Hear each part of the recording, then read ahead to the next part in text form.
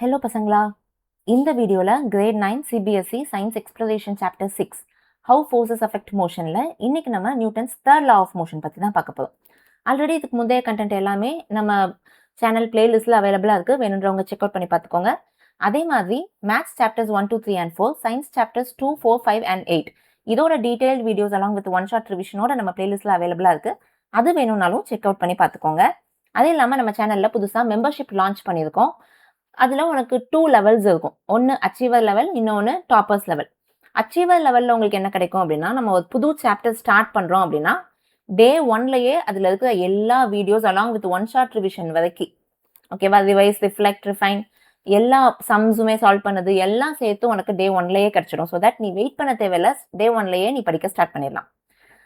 ஏன்னா பப்ளிக்கு ரிலீஸ் ஆகுறதுக்கு கிட்டத்தட்ட ஒரு சாப்டர் அப்படின்றது நம்ம 1 மந்த் எடுத்துக்கிறோம் இல்லையா, ஒரு 2 நாள் 3 நாளுக்கு ஒரு வாட்டி they will be getting the video. So 1 monthல தான் அவங்களுக்கு அந்த சாப்டர் முடியுது அப்படின்னா உனக்கு ஃபர்ஸ்ட் டேயே கிடைச்சிடும். And as soon as second chapter நான் ப்ரிப்பேர் பண்ணி முடிச்சதுமே செகண்ட் சாப்டரையுமே ஷேர் பண்ணிடுவேன். So I will not wait for the first chapter to get completed, அதுக்கப்புறமா செகண்ட் சாப்டர் ஷேர் பண்ணுவேன்றதுக்கு இல்லாமல் உனக்கு உடனே கிடைச்சிடும். அண்ட் அலாங் வித் தட் இந்த பிபிடி நம்ம யூஸ் பண்ணிட்டு இருக்கோம்ல, இந்த பிபிடி உனக்கு ரிவிஷனுக்கு, எக்ஸாம் ரிவிஷனுக்கு நல்லாவே யூஸ் ஆகும். இந்த பிபிடியுமே கிடைக்கும். அண்ட் ஏதாவது குவரிஸ் இருந்துச்சு அப்படின்னா கமெண்ட்ல கேட்கலாம். Priority reply will be given to those members. ஓகேவா, இது அச்சீவர் பேட்ச்ல கிடைக்கும். அண்ட் டாப்பர்ஸ் பேட்ச்க்கு in addition to all these competency based questions, அதோட டெடிகேட்டட் வீடியோஸ், ஒரு சாப்டர் முடிஞ்சதும் அதுக்குன்னு ஒரு டெடிகேட்டட் வீடியோ ஒன்று போடுவேன். இப்போ நம்ம புக்கில் இருக்க கொஸ்டின்ஸ் மட்டும் சால்வ் பண்ணுறோம் இல்லையா, இது இல்லாமல் காம்பிடன்சி பேஸ்ட் கொஸ்டின்ஸ் அவங்களுக்கு கிடைக்கும். And also practice set of questions, அவங்க ப்ராக்டிஸ் பண்ணுறதுக்கு சில செட் ஆஃப் கொஸ்டின்ஸும் உங்களுக்கு கிடைக்கும். இது டாப்பர்ஸ் பேட்ச்க்கு கிடைக்கும். ஓகேவா, ஸோ உங்களுக்கு எந்த பேட்ச் பிடிச்சிருக்கோ அதில் நீங்கள் ஜாயின் பண்ணிக்கலாம். ஓகேவா, ஸோ இப்போ இன்னைக்குள்ள வீடியோக்குள்ளே போகலாம். Newton's third law of motion நம்ம என்ன பார்த்தோம், ஃபர்ஸ்டே ஒரு கிளிம்ஸ் பார்த்துருந்தோம்ல. Newton's third law of motion அப்படின்றது for every action there is an equal and opposite reaction அப்படின்றது Newton's third law, but it will act on another object. அப்படின்னா என்ன, when we are pushing a ball with our foot, நம்ம action எங்க கொடுக்குறோம், இதை push பண்றோம், ஒரு force வந்து பாலுக்கு கொடுக்குறோம். அட் தி சேம் டைம் பால் வந்து நம்ம காலை புஷ் பண்ணுது. ஓகேவா, so basically the forces act on 2 different objects. ஓகேவா, இதுவே ஒரு பாக்ஸ் இருக்கு, நான் இங்க அப்ளை பண்ற ஒரு ஃபோர்ஸ், இது என்னோட அப்ளைடு ஃபோர்ஸ், இது ஃப்ரிக்ஷன் ஃபோர்ஸ். ரெண்டுமே ஒரே பாக்ஸ்லயே தான் நடக்குது. ஸோ இது வந்து ஆப்போசிட் அண்ட் ஈக்குவல் கிடையாது. ஓகேவா, ரெண்டுத்துக்கும் டிஃபரன்ஸ் புரியுது இல்லை, இது ஒரே ஆப்ஜெக்ட்ல நடக்கிறது. இது நம்ம ஒரு ஆப்ஜெக்டை புஷ் பண்றோம், அது நம்மள திரும்ப ஒரு ஃபோர்ஸ் கொடுக்குது. It acts on 2 different objects according to Newton's third law பொறுத்தமட்டில். So it applies to every interaction between the 2 objects. The 2 forces are equal in magnitude but they are opposite in direction. அப்போ net force 0வா? இல்ல, அதுக்காக தான் நான் இவ்வளவு சொல்லிட்டு இருக்கேன். ஏன் நெட் ஃபோர்ஸ் 0 இல்ல, because it acts on 2 different objects. அப்போ நெட் ஃபோர்ஸ் உனக்கு 0வா இருக்க வாய்ப்பில்லை. இவங்களுக்கு தனியா ஒரு 10 நியூட்டன், இவங்களுக்கு தனியா ஒரு 10 நியூட்டன். ஒரே ஆப்ஜெக்ட்ல நடந்துச்சுன்னா தான் நெட் ஃபோர்ஸ் கான்செப்ட் வரும், அங்க உனக்கு என்ன நெட் ஃபோர்ஸ்ன்றது தெரியும். These forces act on 2 different objects. But both the forces are equal in magnitude and opposite in direction, but they act on 2 different objects. You push the ball with your foot. Your foot applies a force on the ball in the forward direction. இது action. At the same time, the ball applies an equal and opposite force on your foot in the backward direction. இது அதோட reaction.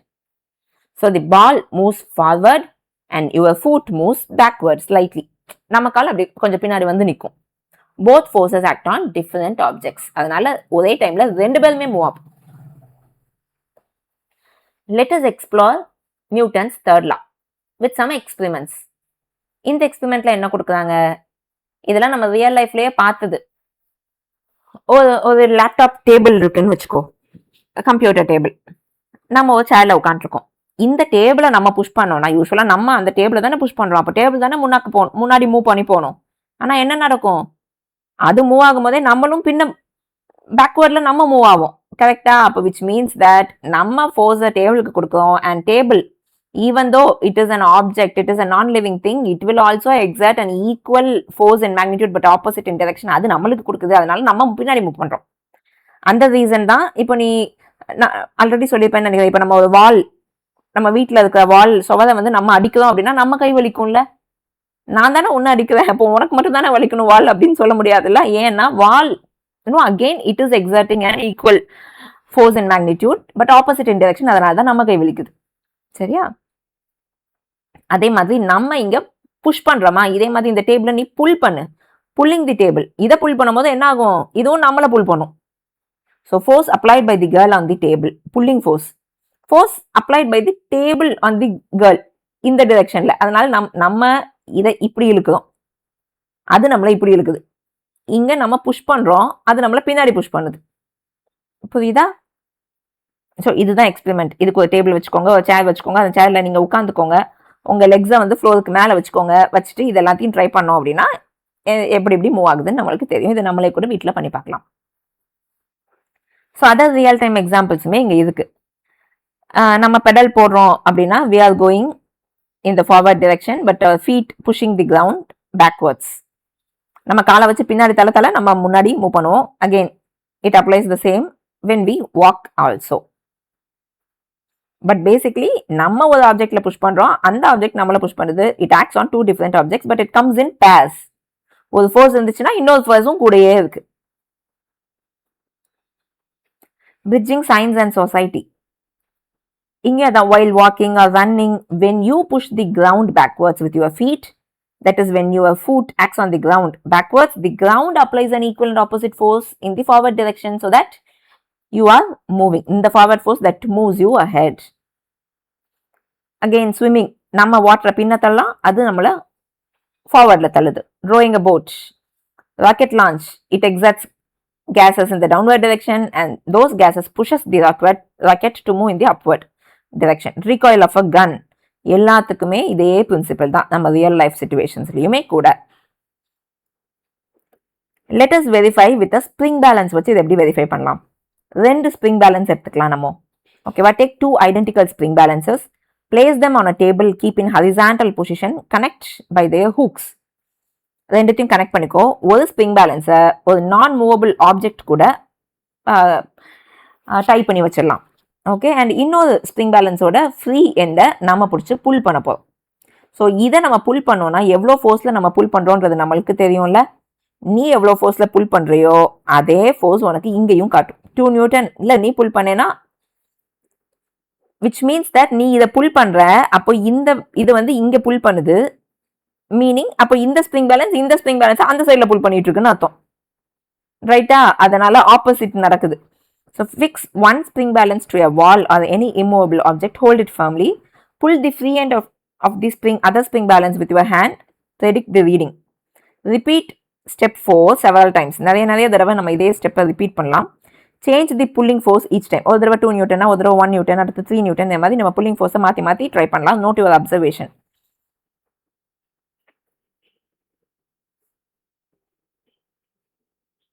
What happens when you pull? You pull the spring balance, it pulls back the spring balance which is attached. The readings on both the spring balances are the same every time. This means the forces are equal in magnitude and act in opposite direction. When one object pulls another, the second object pulls back with an equal force. ஓகேவா? நம்ம ஒரு object இழுக்கிறோம்னா இந்த object again அதை இழுக்கும். அதுதான். So always forces comes in pairs. They are equal in magnitude but opposite in direction, but it comes in pairs. அது only contact, எப்பயுமே கான்டாக்ட்ல இருக்க ஃபோர்ஸ்க்கு மட்டும்தானா, நான் கான்டாக்ட் ஃபோர்ஸஸ்க்கு கிடையாதா அப்படின்னா இல்ல. It works in the same way even for நான் contact force. அதுவும் நம்ம பார்த்தோம்ல, நம்ம கிரவுண்ட் அப்படி பின்ன புஷ் பண்ணோம் அப்படின்னா அது நம்மள முன்னாடி புஷ் பண்ணுது இல்ல. ஸோ ஈவன் ஃபார் நான் கான்டாக்ட் ஃபோர்ஸஸ், ஓகே சாரி, இதுவுமே கான்டாக்ட் ஃபோர்ஸ் தான். நம்ம கான்டாக்ட்ல இருக்கும்போது நான் கான்டாக்ட் ஃபோர்ஸ் அப்படின்னா டச்சே பண்ணாம, ஃபார் எக்ஸாம்பிள் மேக்னெட்டிக் ஃபோர்ஸ் எல்லாம் எடுத்துக்கலாம் நான் கான்டாக்ட் ஃபோர்ஸ்க்கு. என்ன நம்ம அதை அடுத்த ஸ்லைடில் பார்ப்போம். நெக்ஸ்ட் ஃபியூச்சர் ஸ்லைட்ஸில் பார்க்கலாம். ஸோ இங்கே action and reaction always together, it will come in pairs. எப்படி? A person climbs a tree. So இவன் ட்ரீயை கீழே ஃபூட்டால கீழே, he is trying to push the tree downwards. So the tree again in return pushes the person upwards. இங்க paddle pushes water backwards, water pushes the paddle and canoe to move forward. சரியா? Okay தானே? It is self explanatory. நம்ம இது தள்ள அது நம்மளை மேலே தள்ளுது அப்படின்றதுக்கு தான் இது. So always action and reaction comes together. Always it will act together. It will come in pairs. Let us understand with a balloon rocket. நம்ம ராக்கெட் பார்த்தோம்ல, ஆக்ஷன் என்ன? Rocket engine pushes hot exhaust gases downwards and the exhaust gases push the rocket upwards. இதை நம்ம ஒரு balloon மூலமா experiment பண்ண try பண்ணலாம். Prepare a balloon. You first inflate a balloon and but do not tie it. Hold the neck closed. இப்போ setup. ஒரு straw எடுத்து அதுக்கு மேலே இப்படி அட்டாச் பண்ணிக்கலாம் on the top of the balloon with tape. Pass a long thread through the straw and tie its two ends to two hooks or nails on the two walls. எதுக்காக இந்த straw அப்படின்னா ஒரு ரீசனும் இல்லை. நம்ம இந்த ஏரை release பண்ண போதும். நம்ம இந்த ஏரை ரிலீஸ் பண்ணும்போது பலூன் எந்த சைடில் மூவ் ஆகுதுன்னு நம்ம பார்க்க போதும். நம்ம ரிலீஸ் பண்ண இதுக்கு அது ஒரு ஆப்போசிட் சைடில் தானே மூவ் ஆகும். ஸோ அது மேலே மேலே பறந்து எங்கேயும் போயிடுச்சுன்னா நம்மளுக்கு அப்சர்வ் பண்ணுறதுக்கு கஷ்டமாக இருக்குன்றதுனால தி straw slides on the string. It will keep the balloon moving in one straight line போகிறதுக்கு ஹெல்ப் பண்ணும். That is why we are using the straw. Let the air go off the neck of the balloon. Air rushes out through the neck towards the right. Air இந்த பக்கமா ரைட்ல rush out ஆச்சு அப்படின்னா you tell me balloon எந்த பக்கமா move ஆகும்? It will move in the left side, right? It will move in the opposite direction. Air இந்த பக்கம் ரிலீஸ் ஆக balloon will move in the left side direction. So இந்த பேட்டர்ன்ல தான் ராக்கெட்டுமே work ஆகுது. ஏர் கீழே புஷ் ஆக ராக்கெட் மேலே போகுது. So action and reaction act at the same time. They are equal in magnitude but opposite in direction, and also they act on two different objects. Okay, so இதெல்லாம் நம்ம பார்த்துட்டோம். Here equal and opposite forces always act on two different objects, so they do not get cancelled out. ஓகேவா? இது ஒரு முக்கியமான point. If the equal and opposite forces act on the same object அப்படின்னா தான் they balance each other. So in the Newton's third law, does it apply to only to contact forces மட்டும்தானா அப்படின்னா no, it also applies to non-contact forces like gravitational force, magnetic force, electrostatic force. அதனால தான் like force will repel. பக்கத்துல கொண்டுட்டு வரும்போது இதுவும் ஒரு force apply பண்ணுது, அதுவும் ஒரு force apply பண்ணுது, so it gets repelled. Okay. Also the same for electrostatic force. Charged balloons, like charges will repel each other, but unlike charges will attract. Gravitational force ன்னு பார்த்தோம் அப்படின்னா ஒரு மேங்கோ ட்ரீயோ இல்லை ஒரு பப்பாயா ட்ரீயோ எடுத்துக்கிட்டோம் அப்படின்னா அதுலேருந்து அது ஏர்த்தை புல் பண்ணும், ஏர்த் அதை புல் பண்ணுது. ஓகே, பட் ஆனால் ஏன் இது மட்டும் கீழே விழுது, எர்த் மேலே மூவ் ஆகலை? அதை யோசிச்சு பாருங்க பசங்களா. நான் நெக்ஸ்ட் ஸ்லைடில் அதோட ரீசன் சொல்கிறேன். பட் நீங்கள் அதை யோசிச்சுட்டே இருங்க. இப்போ நம்ம எர்த் புல் பண்ணுது, இதுவும் விழுது. ஸோ இதோட வெயிட் கூட எர்த் கிராவிடேஷனல் ஃபோர்ஸ் ஜாஸ்தியாக இருக்கிறதுனால இது கீழே விழுந்தது. கரெக்டா? Flute. But at the same time earth ஏன் மேலே வர மாட்டேங்குது? ஸோ அதோட ஆன்சர் தான் இந்த எக்ஸாம்பிளில் நம்மளுக்கு கிடைக்கும் பாரு. As shown in the figure, earth pulls the flute downwards. Flute pulls the earth upwards. Then why does the flute move towards the earth while the earth doesn't seem to move towards the flute? ஏன் மேலே போக மாட்டேங்குது? Because acceleration is nothing but force by mass. It is inversely proportional to mass. அப்போ mass ஜாஸ்தியாக your acceleration will become very small. இங்க எர்த்தோட mass எவ்வளோ ஜாஸ்தியா இருக்கும்? ஒரு ஃப்ளூட்டோட மாஸோட கம்பேர் பண்ற மாதிரியா இருக்கும். அதுகிட்ட இது ரொம்ப நெக்லிஜிபிள் மாஸா இருக்கும். கரெக்டா? அதனால தான் the forces on earth and the fruit are equal in magnitude. ஒரே ஃபோர்ஸ்ல தான் ரெண்டுமே இழுக்கும். But the mass of the earth is extremely large compared to the fruit. Therefore the acceleration is extremely small. அதனால எஃபெக்ட் ஆஃப் த ஃபோர்ஸ் ரொம்ப ஸ்மாலாக இருக்கும். ஏன்னா ஆக்சிலரேஷனும் ஃபோர்ஸும் டைரக்ட்லி ப்ரொபோர்ஷனல் இல்லை. ஸோ ஆக்சிலரேஷன் ரொம்ப ஸ்மாலாக இருக்கிறதுனால force on the earth is too small to be noticed. இது கொடுக்குற ஃபோர்ஸ் ரொம்ப கம்மியாக தான் இருக்கும். ஓகேவா? கிளியரா? And example 6.8. When a 0.1 kg bullet is fired from a 5 kg gun. So நம்மளுக்கு என்ன கொடுத்துட்டாங்க? புல்லட்டோட கேஜி கொடுத்துட்டாங்க. புல்லட் ஓகே, இங்கே இருக்குல்ல நம்மளுக்கு புல்லட்டோட மாஸ் 0.1 kg. கன்னோட mass 5 kg with a force of 2 Newton. Force எவ்வளோன்னு கொடுத்துட்டாங்க 2 Newton. What are the magnitude of initial accelerations of the bullet and the gun? நம்ம கிட்ட acceleration கேட்குறாங்க. Accelerationோட ஃபார்முலா ரெண்டுத்துக்குமே புல்லட்டுக்கும் கேட்குறாங்க கன்னுக்கும் கேட்குறாங்க. ஃபர்ஸ்ட் நம்ம புல்லட்டுக்கு பார்க்கலாம். ஓகே, அதுக்கப்புறம் கன்னுக்கு பார்க்கலாம்.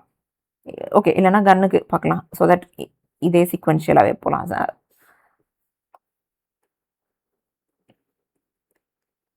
ஃபோர்ஸ் பை மாஸ் தானே, மாஸ் ஆஃப் அதே கன். ஃபோர்ஸ் எவ்வளவு, ரெண்டுத்துக்குமே 2 நியூட்டன் தான். மாஸ் எவ்வளவு, கன்னோட mass 5 kg. So 2/5 which is nothing but 0.4. இதுதான் ஆக்சிலரேஷன் ஆஃப் கன். இதே மாதிரி ஆக்சிலரேஷன் ஆஃப் புல்லட், ஃபோர்ஸ் அதே 2 தான், பட் மாஸ் ஆஃப் புல்லட் வந்து 0.1 kg நீ கீழே போட்ட அப்படின்னா உனக்கு 20 கிடைக்கும் metre per second square acceleration. அப்போ பாரு, புல்லட்டோட மாஸ் தான் ரொம்ப குட்டி, ஆனால் அங்கே ஆக்சிலரேஷன் கூடுது. இங்கே மாஸ் ஜாஸ்தியாக இருக்கு கன்னுக்கு, அதோட ஆக்சிலரேஷன் கம்மியாகுது. It's because of our formula. Acceleration is indirectly proportional to m. சரியா? ஸோ இதோட இன்னைக்குள்ள செஷன் முடியுது. அண்ட் நம்ம சேனல் இன்னும் சப்ஸ்கிரைப் பண்ணலன்னா சப்ஸ்கிரைப் பண்ணிக்கோங்க. ஃப்ரெண்ட்ஸுக்கு ஷேர் பண்ணுங்க, லைக் அண்ட் கமெண்ட் பண்ணுங்க. மெம்பர்ஷிப் இன்னும் நீங்கள் ட்ரை பண்ணல அப்படின்னா ஒரு தடவை ட்ரை கொடுத்து பாருங்க. And see you all in the next session. Till then, take care. Bye bye.